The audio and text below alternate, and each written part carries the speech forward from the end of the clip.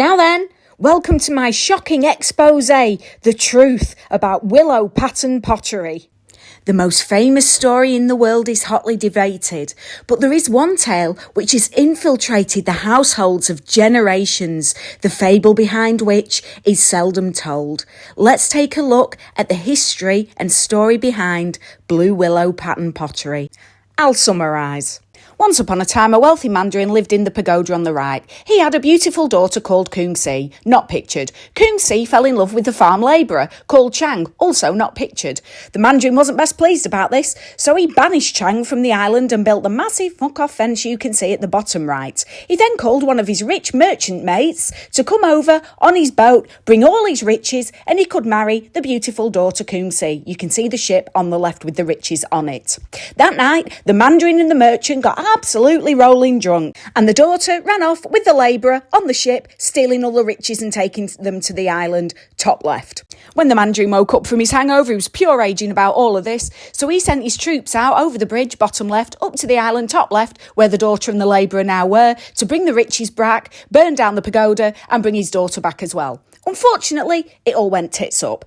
When the troops set fire to the island, they also killed the daughter as well as the farm labourer.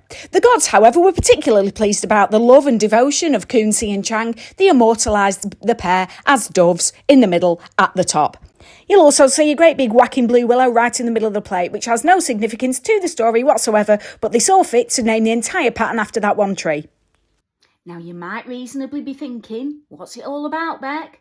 This obsession with blue and white pottery. Well, I've been larking about for around a year now, and I find a lot of blue and white pottery.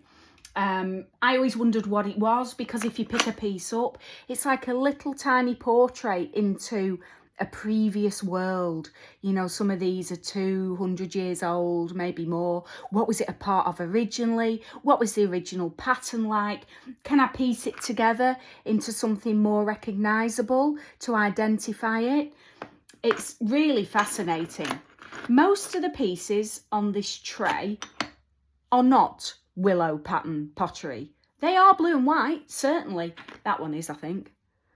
But they're not willow pattern. I have identified the pieces of willow from within there, and I've mounted them on this board like so. Embellished with gold paint. That's smart, isn't it? That's like that Japanese kintsugi. I'm good, aren't I?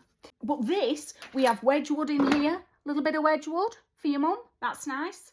We have a little bit of spongeware. A little bit of spongeware there. There's a little bit of Delft knocking about. There we go. And interestingly enough, on Delft, Delftware was the inspiration for this huge fashion trend for blue and white.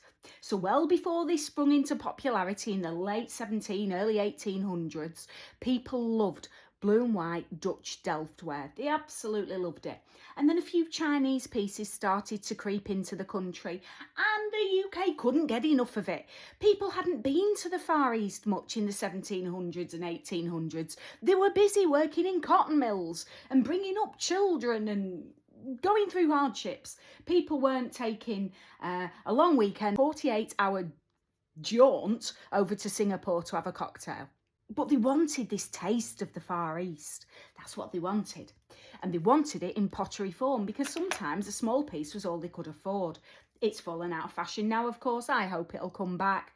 But how do we tell what is blue and white from what is willow pattern? Because I saw a YouTube documentary on this the other day, and somebody pulled a piece of pottery out of the ground, and it looked something like this. And they said, a nice piece of blue willow there.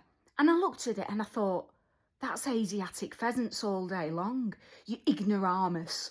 So let's have a look at what is blue willow or what ain't blue willow. Let's play a game of, is it blue willow? No. No. No, that isn't. No. That's got windmills on. It's Dutch, so no. No, it's just some chintz. And this is from Weatherspoons. So no. But there's somebody else who wouldn't know whether any of this was blue willow pattern or whether it wasn't. And that would be somebody in Beijing, China itself. If I were to board a plane with the finest Chinese cuisine that the Fylde Coast had to offer, which is arguably sweet and sour pork balls. And I took a flight over to Beijing and I found my new Chinese friend and I presented it to him upon a blue willow pattern plate. I suspect I would be returning to Manchester Airport wearing said pork balls. The good news for me is I wouldn't have to carry the plate because it would be inserted somewhere where it didn't foul my hand luggage. Because just like the Chinaman from Beijing wouldn't necessarily recognise sweet and sour pork balls from Whitegate Drive in Blackpool as authentic Chinese cookery, neither would he recognise any of this as having come from, been designed in, hailed from, been exported from on a junket and or container ship or hand painted anywhere near the fair Far East. So, if China don't recognise the blue willow pattern, where is it from? Let's play another little game, like the generation game. It's Jasper Carrot, Le Sabbath Noir. A big bronze bull, the business end of a coal mine, this football ground, and this teary-eyed geezer. Well done if you guessed it. The fable, the legend, the story, the production, the printing, the shipping, the export and the sale, all from our own fair Midlands. Sorry geezer, your secret's out. Blue willow pattern pottery is no more authentically Chinese than this.